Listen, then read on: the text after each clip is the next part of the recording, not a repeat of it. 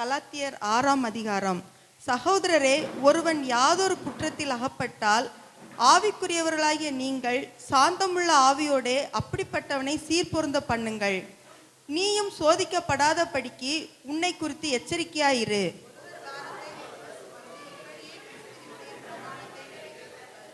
ஒருவன் தான் ஒன்றுமில்லாதிருந்தும் தன்னை ஒரு பொருட்டென்று எண்ணினால் தன்னைத்தானே வஞ்சிக்கிறவனானான்.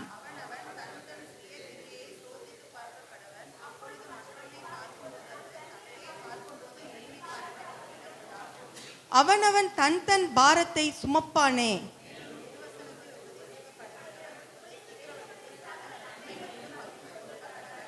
மோசம் போகாதிருங்கள். தேவன் தம்மை பரியாசம் பண்ண ஒட்டார். மனுஷன் எதை விதைக்கிறானோ அதையே அறுப்பான்.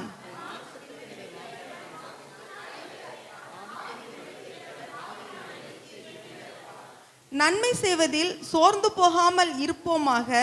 நாம் தளர்ந்து போகாதிருந்தால் ஏற்ற காலத்தில் அறுப்போம்.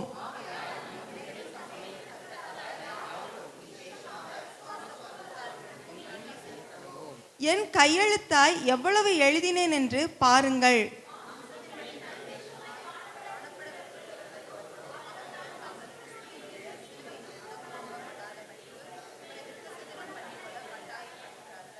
விருத்த சேதனம் அடைந்திருக்கிற அவர்களும் நியாயப்பிரமாணத்தை கைக்கொள்ளாமல் இருக்கிறார்கள்.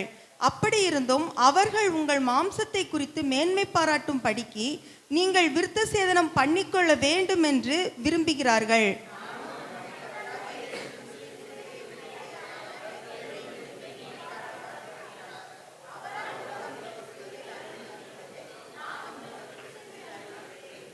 கிறிஸ்து இயேசுக்குள் விருத்த சேதனமும் ஒன்றுமில்லை, விருத்த சேதனம் இல்லாமையும் ஒன்றுமில்லை. புது சிருஷ்டியே காரியம்.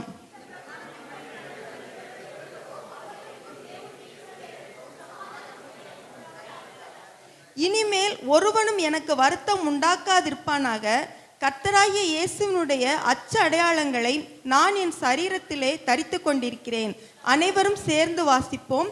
சகோதரரே, நம்முடைய கர்த்தராகிய இயேசு கிறிஸ்துவின் கிருபை உங்கள் ஆவியுடனே கூட இருப்பதாக. ஆமென்.